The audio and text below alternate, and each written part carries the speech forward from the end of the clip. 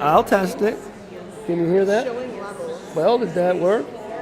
Showing levels. Well, I don't know what I else. don't hear it. It sounds more like it's on where your output's going for your monitor. You don't have some mute thing on somewhere, do you? No, I don't. I'm gonna run. Is the camera set? Yeah. Okay.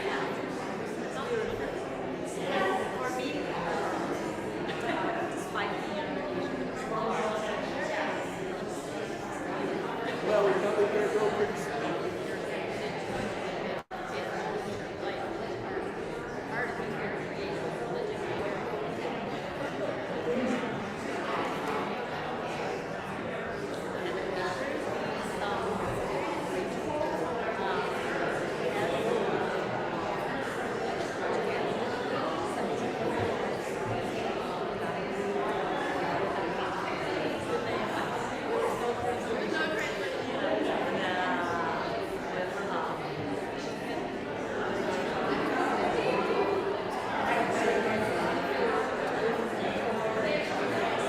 Are we good to go?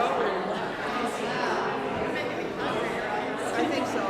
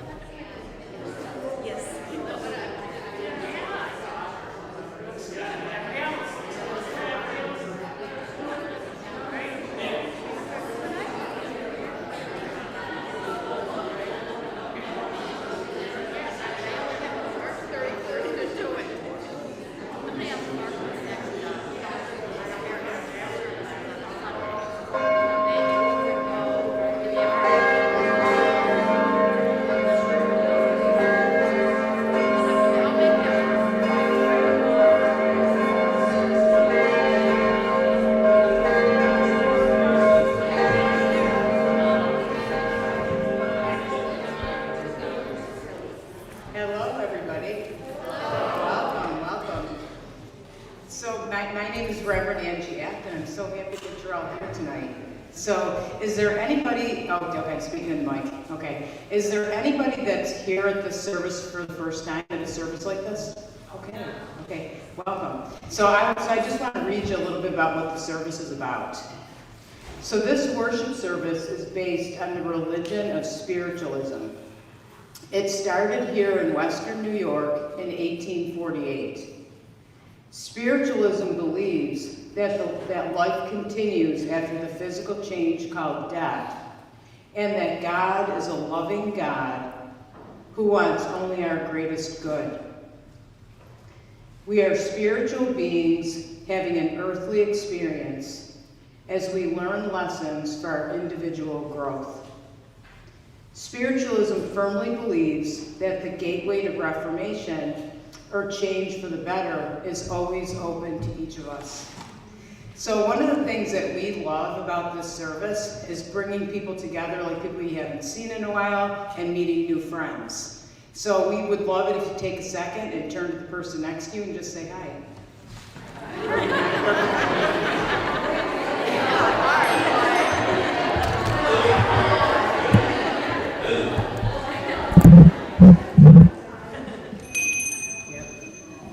Isn't that fun? Okay, so I'm going to open us up with prayer. Infinite Spirit, we welcome your presence here on this beautiful evening as we come together in love and peace. Amen. Okay. And I'm going to do a reading, and this reading is from Daily Om. Hang on a second. And this is called Following the Current. I'm going to put it here because I can't see it up there. Okay, so the expression go with the flow is a metaphor that applies to navigating a river. When we go with the flow, we follow the current of the water rather than pushing against it. People who go with the flow may be interpreted as lazy or passive, but to really do so requires awareness, presence, and the ability to blend one's own energy with the prevailing energy. Going with the flow does not mean that we toss our oars into the water and kick back in the boat, hoping for the best. Rather, it means that we let go of our individual agenda and notice the play of energy all around us. We tap into the force and yield to it, which gets us where we need to go a whole lot faster than resistance will. Going with the flow does not imply that we don't know where we are headed, but simply that we are open to multiple ways of getting there. We are also willing to change our destination, clinging more to the essence of our goal than to the particulars. We acknowledge that letting go and modifying our plans is part of the process. Going with the flow means that we are aware of an energy that is larger than our small selves, and we are open to working with it and not against it. Many of us are afraid of going with the flow because we do not trust that we will get where we want to be if we do. This causes us to cling to plans that are not working, stick to routes that are obstructed, and obsess over relationships that are not fulfilling. When you find yourself stuck in these kinds of patterns, do yourself a favor and open to the flow of what is, rather than resisting it. Trust that the big river of your life has a plan for you, and let it carry you onward. Throw overboard those things that are weighing you down. Be open to revising your maps. Take a deep breath and move into the current. And I'm now going to call Reverend Irene up to guide us into meditation. Thank you. Good to see you all. So, to prepare for our meditation, just make yourself comfortable. You want to take anything that you have on your lap, take it off and just be comfortable in a comfortable position. There's no right or wrong way, but comfort is important. So, I will be doing the meditation, but first we're going to relax a little bit through breathing. And in this meditation, which is a meditation about loving yourself, loving your spiritual self, that is a part of you. So there'll be a 2-minute time of silence when you will be just there with your spiritual self. So know that it's coming, and then we'll pick up the meditation after that period. So, feel yourself just being centered at this time. Just centering yourself. Some of you may want to close your eyes or leave them open. It depends on you.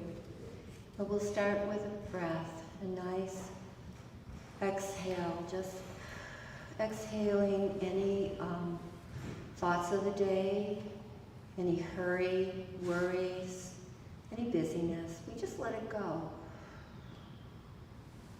and see it evaporate. Pause and then take a nice deep breath in. Slowly filling yourself up to your collarbone with air, with freshness, with aliveness. And when you're ready, exhale again. Letting go, letting go. Feeling it, letting go move from your shoulders, through your arms, through your torso, through your legs, just all flowing out of you.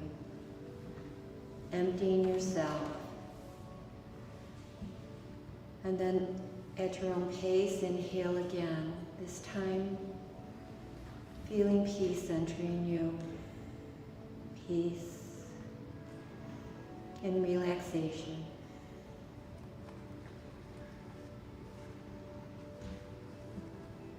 And another exhale at your own pace.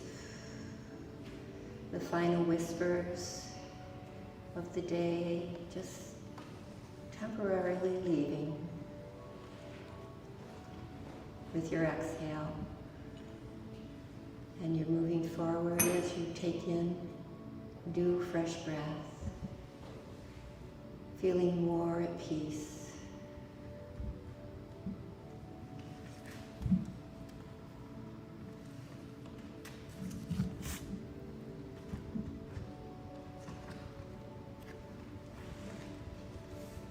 In this guided meditation, use your imagination to put yourself inside an elevator.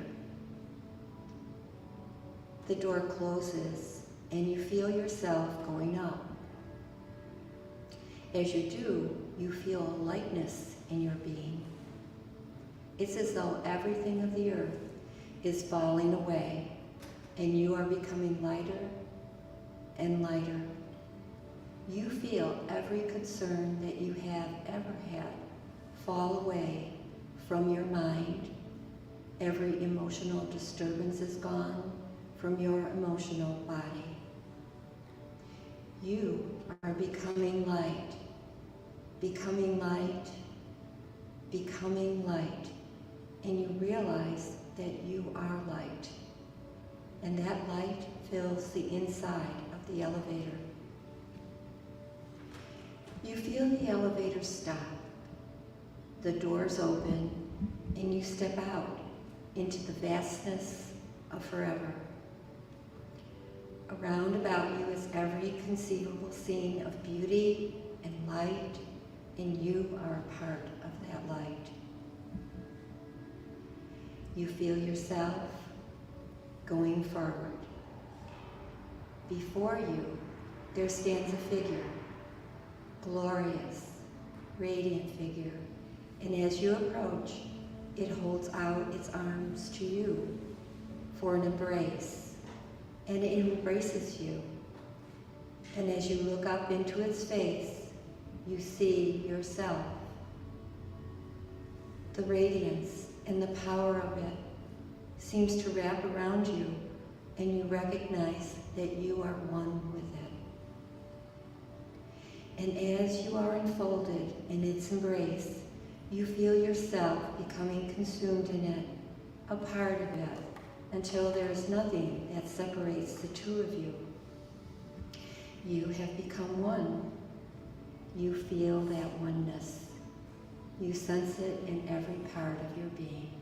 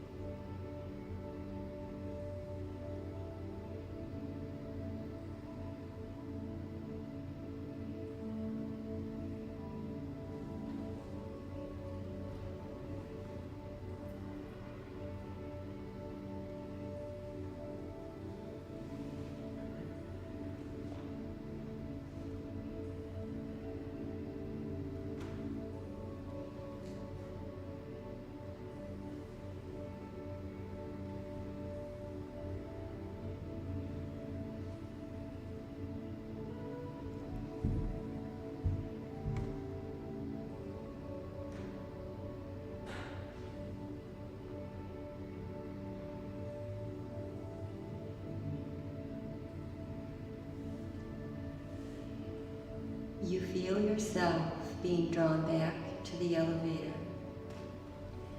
You and your spirit self remain unified together. You step into the elevator, the doors close, and you are still in this great and wondrous light, and you feel the elevator going down, but the light does not diminish. Downward, the light still bright and pulsating. Downward, the light still bright, still filling your being. The elevator stops, and you step off, and you are this beauteous light being. You come over, and you sit back down in your seat, still radiant light. While we're all in this energy, let's bring that and connect to that energy, and bring that energy into your heart space for healing, all of us together as a group. Breathe into your heart and feel that energy growing stronger and more beautiful. And now imagine someone in your life who could use some of this healing energy. Imagine that they are standing before you now, and you are sending this beautiful energy from your heart to them.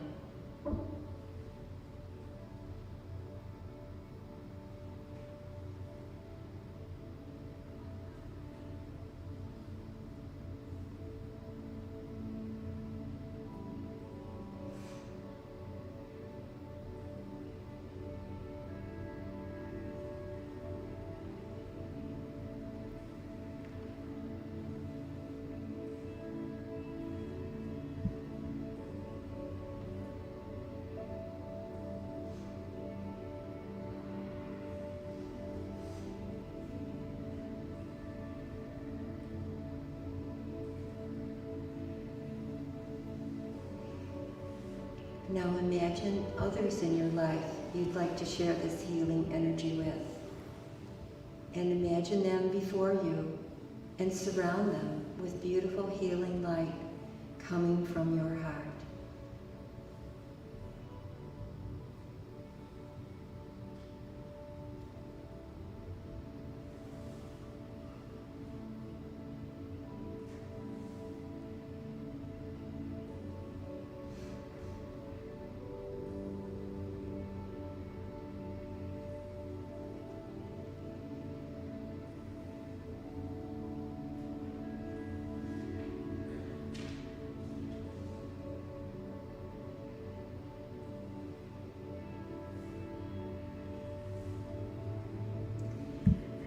Now open your palms on your lap and imagine a glow of our earth between your hands. Now bring that glow of our world in front of your heart space and start sending the beautiful healing light from your heart all around the world, lingering where it's needed most.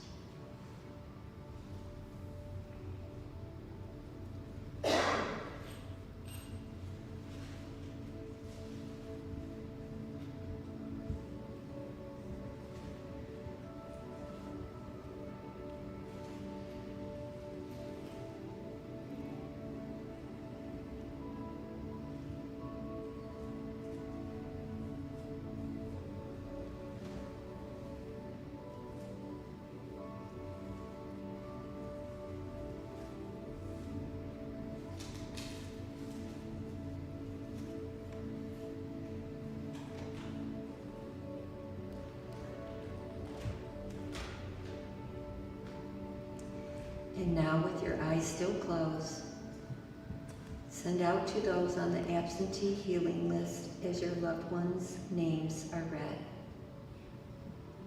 Dorothy R., Daryl, Tor and Sue Lynch, Sandy M., Nellie F., Lori, Tom, Peg, Molly, Christopher, Erica, Alan, Madeline, Virginia, Greg, Dorothy, Gary, Cheryl, Amy, Ashley, Everly, Sarah Grace, Rose B., Victor, Lois, John, Brenda, Veronica, Roger, Raquel, Razor, Adam and Amy, Jennifer, Marilee, Marissa, Arnie, Judy, Carrie, Carol, Dylan, Glenn,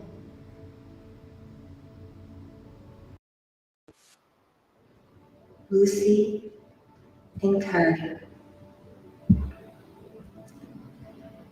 Know this healing light and energy will stay where you sent it. And knowing you made a difference, begin to bring yourself back. You can wiggle your fingers and toes, shift your breathing, and at your own pace, open your eyes.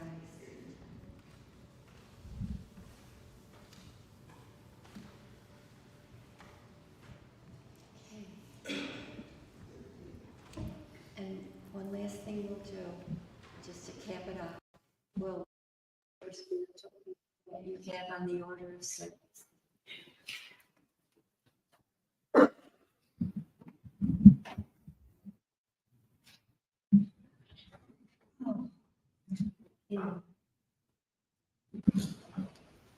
I ask the great unseen healing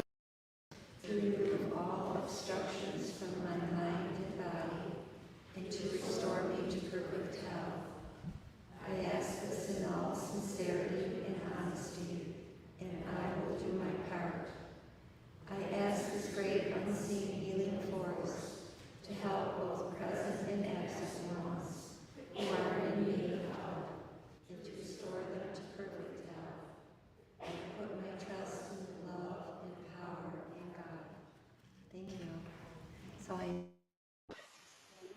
What a wonderful world.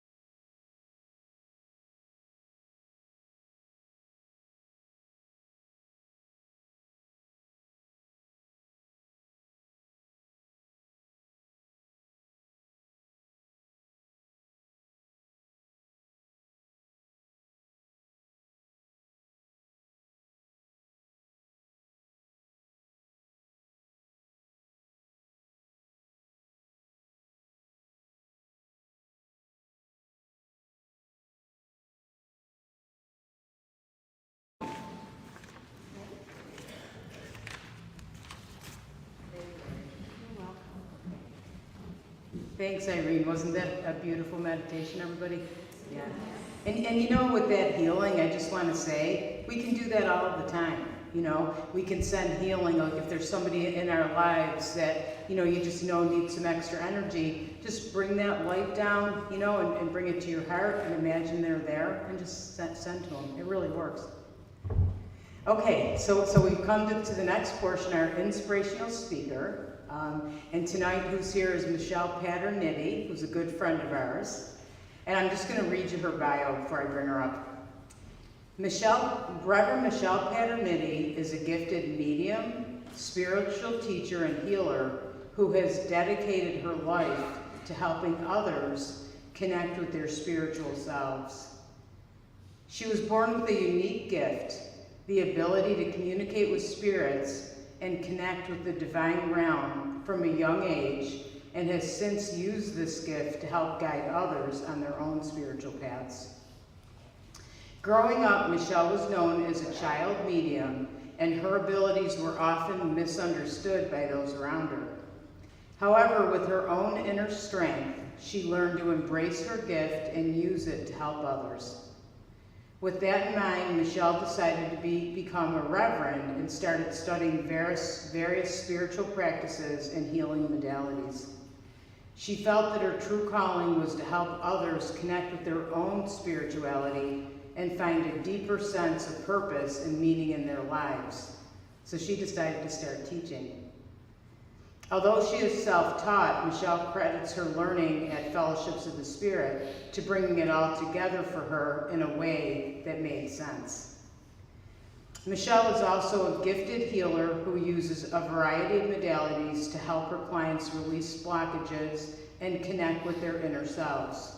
She believes that everyone has the power to heal themselves and works to empower her clients to take charge of their own healing journeys. And I give you Michelle Paterniti.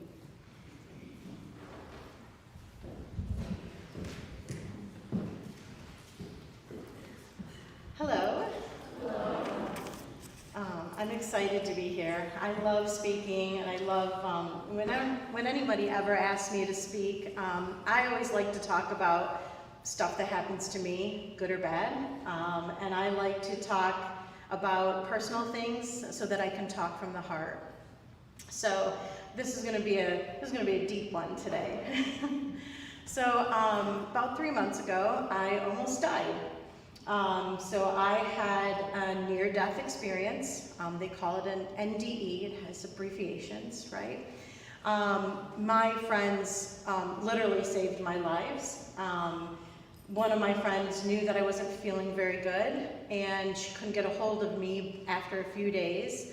And I was unconscious. I think at that moment I might have been in the bathroom. I don't know. So I was unconscious, and they were able to do a chain of phone calls with some people that are in the room today. And they got the police to me, got an ambulance to me, and the doctor in the ER told me you were about hours away from coma and probably a fatal result from that. So it was, life-changing, as near-death experiences are. And, a couple hours, I probably wouldn't be standing here today, right? So I think about that in the idea of, like, I'm a medium, right? I'm a healer. I'm already spiritually connected. I'm intuitive. I already use all of these modalities, right? I already have all these senses. How is this going to affect me? Well, as I really started to process what happened to me, I kind of went backwards and said, well, this isn't the first time I had a near-death experience. This was my third. And then you think about all the times somebody cut you off, right? How many times you don't even know that you probably had a near-death experience. But I'm going to walk you through a couple of them and kind of tell you how I dealt with them and what I learned and how I healed and processed them. So my first one, I used to live in New York. You might hear a little bit of my accent. And I was just sunbathing. I was like in my early 20s, out by in a national, like a state park. And it was packed with people. It was a Saturday. And I had, I'm a child medium. I've been meditating and since I was young, and I went into, whenever I relax, I automatically go into deep meditations. So I was in a deep meditation for a little longer than I thought. So when I was startled by an energy, I opened my eyes and there was a man standing over me. And I knew at that point, as a woman, you have a fight or flight. You have instincts, right? Our intuition kicks right in. So mine kicked in and I just started talking to spirit. That's my intuition. And I started talking to God. Said, what do I do? In my head, I'm talking. I didn't hear a word this person was saying to me. And spirit just kept talking me through it. Just stay calm, don't move. Don't be too nice to him. Don't be not, like, they were just walking me through of how to handle the situation. So I just nodded and they said, don't sit up, don't, and I'm very vulnerable at that moment. I'm sunbathing, right? I'm extremely vulnerable for a woman at that moment. And they said, you need to stay calm until we tell you, and you need to listen to everything we're saying. So before I had pulled up to that location, I was going to go and sit down by the water, because I love the water. Obviously, I love that energy source. And they told me, stay up here, stay at the top of the bank today by your car. Okay, I've been doing this long enough. I trusted, right? And I trust that that's God telling me to stay up by the car. I didn't know why. So the man started walking down the hill, and all I heard was, don't sit up, gather your things. So I laid down, I just gathered my things, and I'm like, as calm as can be. That's not me being calm, right? That's spirit helping me through and helping me to stay in that meditative state. That's why we meditate, right? So we can keep ourselves calm under, traumatic situations. By the time so I had everything gathered up and I had my keys in my hand and I was still laying down, and all I saw in big, large letters in front of me, R-U-N, and then I heard run. So I don't know why I'm even getting emotional. It was like so long ago. I'm old, right? So like I grabbed everything up and I ran barefoot and I got in my car and I just drove straight all the way home. I was shaking and crying. And at that moment, I just like, in my mind, I just had to get as far away from there as possible and to get to a safe location. When I was gathering my stuff, I did look around and realized that nobody was there. I had been in meditation for so long, not a single person was there. So I knew that I was in trouble, right? So I got home, crying, and I'm like, I just literally out loud said, what was that? And I just heard serial killer. Now, I have no verification, right, that that's what that was, but I'm super spiritual, I'm intuitive, and I believe that's what that was. And I was in the most vulnerable, empty location you could possibly be. And I feel like I kind of like walked through and like, really talked to spirit. And I've gone through and, relived it, like to what should I have done, that kind of thing. And I really think he had like walked down to the river to collect his thoughts on what he was going to do, and he was going to come back up. And if I had stayed, I think that there would have been a fatality or something bad, right? My second one, this is very uplifting, right? My second one was, I was actually coming back from Lilydale. So I adore Barbara Sanson, and she's an amazing healer. And she used to run this development circle, and I used to always just call it a love circle because she's just like a big ball of love, and we used to talk about wonderful topics. So I was on the way back. I had brought my cousin with me, and the weather around here. So I was driving back to Jamestown, and I must have hit black ice, right? It wasn't even like really snowing bad, but I was on a bridge, and I hit black ice, and I had a huge SUV, and I just went like circles, like uncontrollable. Like, when you hit black ice, I don't care how big your vehicle is, how big your tires are, you just go into circles. And at the same time, I could, when we were going around, I couldn't see where we are, but I kept seeing the railing getting closer and closer to the edge of that bridge. And I knew I'm going over, right? So all of a sudden, and I can't make this up, I literally lifted above my seat. So I was raised above my seat, and I couldn't it was like, my hands were kind of like out in front of me. And I just all of a sudden realized I'm going, right? And so I let my body relax. Like, these are things you don't know what's going to happen until they're happening. And I let myself relax. I'm okay. And then I heard, and in the same thing right in front of me, huge letters, keep going. And so I reached down and grabbed the steering wheel, and I got myself back in the seat. I got that big SUV over the side of the road. I don't know how. Within a millimeter of a second, a giant semi whished by me. My cousin was hysterical, and she just said, "How did you he didn't see us." I said, "We probably thought because it was dark and the lights were going like this, he probably didn't see a car there." I'm talking like when I didn't even have the car like in park, and he wished by, and the whole, when they're so close, your whole vehicle shakes, and I had just been past that railing. So, we were just like, how did that happen? And I didn't tell her because I was just like, what just happened? And I saw light. So when I was above, I just saw, they talk about a bright light, I saw that bright light, right? So the third one was a couple months ago. So the ER doctor told me you had a perfect storm. So I said, okay. He said, you were passing a kidney stone. I tend to get bad kidney stones. I had one at fellowships one time, and I had to have emergency surgery. So I was having a kidney stone. I was really stressed out with my new job, and it triggered my sugar. So if anybody has any sugar issues, your sugar is supposed to be at 100. Mine was over 430. I was literally incoherent. I couldn't eat for various reasons. I couldn't sleep, I couldn't walk. I started to just lose all control of my body. And I was like delusional, like I was hallucinating.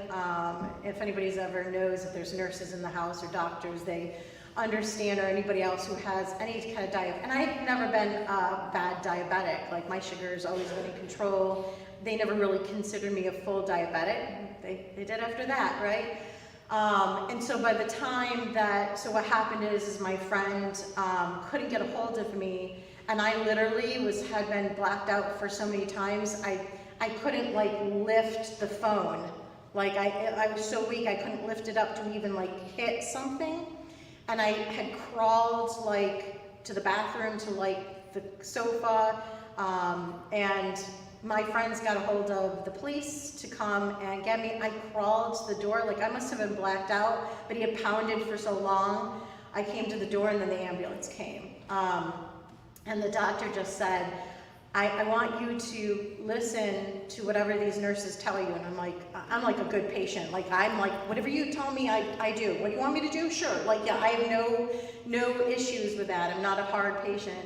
And he said, I'm telling you this because I'm trying to keep you out of a coma. And if I don't keep you out of a coma, you probably will die. And I was just like, what? Like, you know, that wakes you up? And I kept blacking out the whole time. I was in the ER for a couple days, the ICU for a couple days. I don't remember much. I remember people had told me I was coherent for periods of time, and I don't remember that. So make that very already long story short,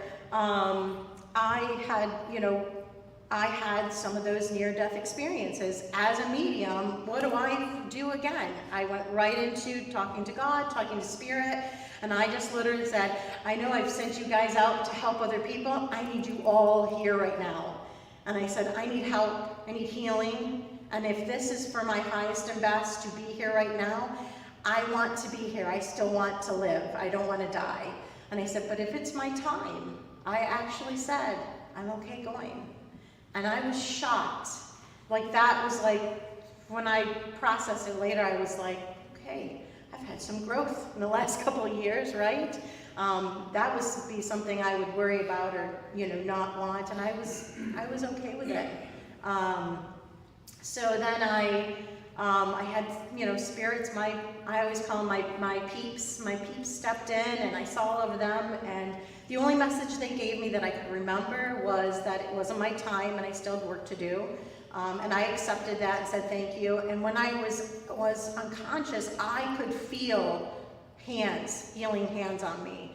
And I get that when I meditate, like even when I sat there, I get touched a lot, and I know it's healing hands and I accept it. So that was happening. So again, why am I telling you all these really wonderful, inspirational things? I think I wanted to say this to just talk about something that even as mediums, even as spiritualists, even as people that are like super intuitive and that we're in touch with ourselves and our souls and our growth, we still can have these moments. We still have lessons to learn. We still have sometimes to be slapped across the face to do our healing and to find magic in all of our occurrences, everything that happens to us. So what did I learn from, we'll call them just the possible murder? It taught me to always protect myself, right? And to always be present at all times. You will never, ever, and I guarantee it, see me walking with my phone in my face. Ever. And when I see young girls walking around with the phones in their face, I want to take that phone and throw it into the road because they're not being present, they're not aware of their surroundings, and it's horrifying for me. And I also, as somebody who meditates and goes into deep meditations, I also need to know that I need to do that and not in a public area and in a safe zone. And if I'm doing it outside, somebody has to be with me, right? We have to do this together. I have to start asking for help and start working with other people and as a team. The accident was actually, so that was a lesson for me, right? That was a very good learning lesson. The one with the accident was more of a magic moment to me, and I know this is going to sound weird, but it taught me that when it looks like it's the end and you have no choice left. When I was raised up and the light was there, I let my body go. I thought that was inevitable, right? But there's always a different view and a different perspective of what is happening to you right then. And don't be so quick to give up, even if it seems that it's inevitable. So that was important to me. I took the magic of knowing what I was capable of achieving. So I'll call it the possible coma. It's okay. That was a healing for me. It was okay to take as much time as I mentally needed to heal. And it's just as important to like physically heal as it is to mentally heal. I'm not a person that struggles with anxiety or anything like that. So this was the first time when I came home from the hospital, my little brother had come up to help take care of me. And I felt very different.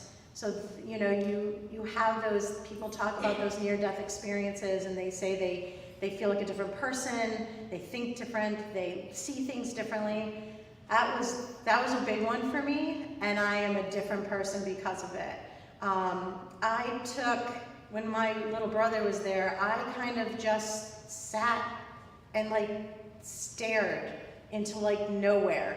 I felt very like zombie-like, and my body still is like, my whole body is like really sore still. It's almost like that trauma, it hasn't recovered from the trauma. And my healing, I had my little brother like text people back, you know. I'm sure like, you know, a couple people here, that was my brother, you know, and I was like, somebody came to the door, I was like, you need to get that. Like, I'm not capable of like seeing people. I'm very outgoing, you know, I'm an extrovert, you know, I don't have any problem. I do theater and I sing in front, you know, like I am very comfortable. I couldn't see people for a long time. I had a really hard time, you know, actually being in a social environment. For the first 2 months, I very rarely went out of the house. I had healthcare came in to take care of me. I was that bad. And I just didn't leave. And actually in the last month was the first time I really have been out of the house. And that's like not in my nature, but I knew that mentally I needed to process what happened. I needed to heal and I needed to grow from it. It was allowing myself the time to heal, right? And not feeling guilty. I feel like too, a lot of females, we feel guilty if we sit still for 2 seconds, right? And I feel like people in general in this society now think that we always have to be going. And I really sat still and it was hard. It was hard to be still, and I did it very well. And I still do it very well. But I also had a hard time just facing something that was so traumatic and the processing that, why has this happened to me 3 times? And why am I still here?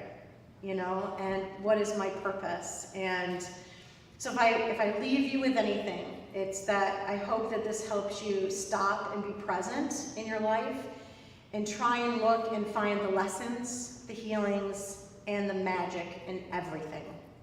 Thank you.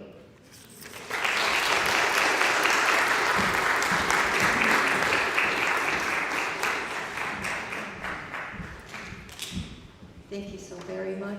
I'm sure, Michelle, that each of us has taken something from those powerful words of inspiration. Thank you. And God bless your journey. All right. It's now, we're going into our collection time. A place of worship is grown on love and strong intention.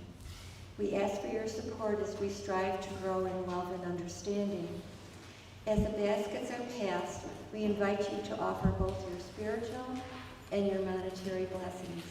And the ushers are going to come forward with the baskets.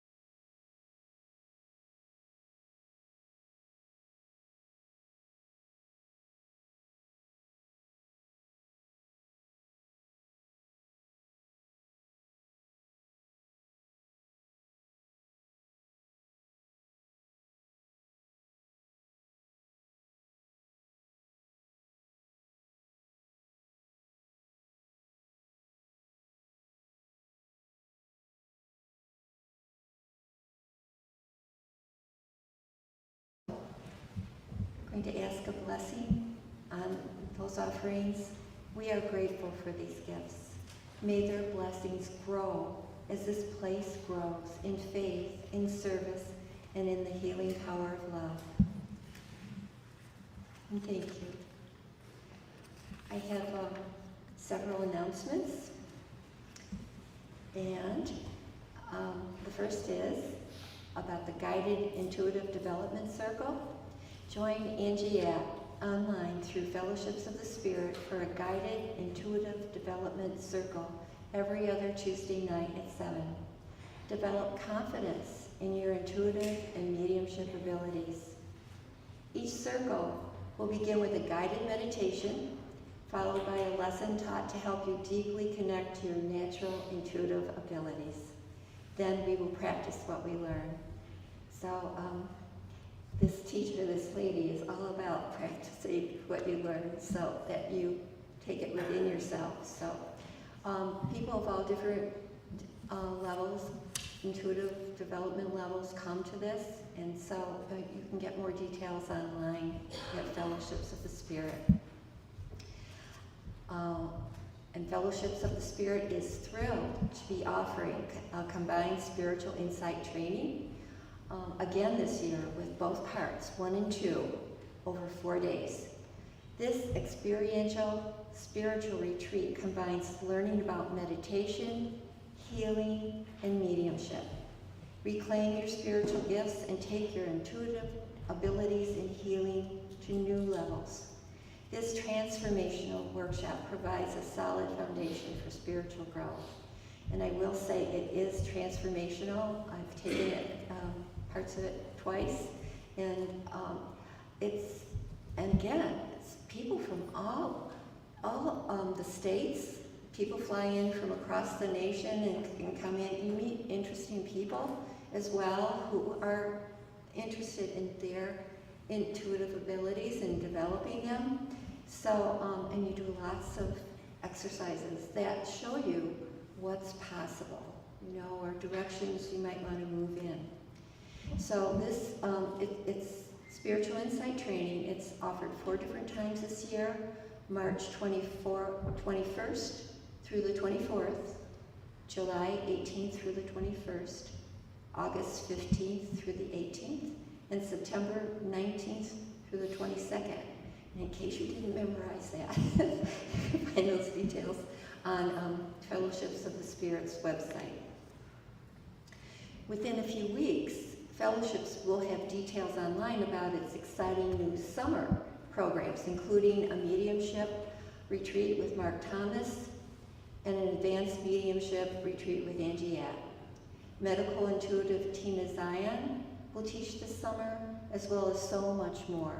So, have some nice downtime. You want to check out what's coming this summer in a few weeks, please visit the website. You may be glad you did. So, you never quite know what surprises might await you there. Pleasant surprises. Okay. So at this time, I'm going to turn over the podium to Reverend Angie App. Thanks, Irene. She does a good job, right? Talking about our stuff. Okay, so it's time for the message portion of our service now. I don't know where my clipboard is. I didn't do with the names. So, okay.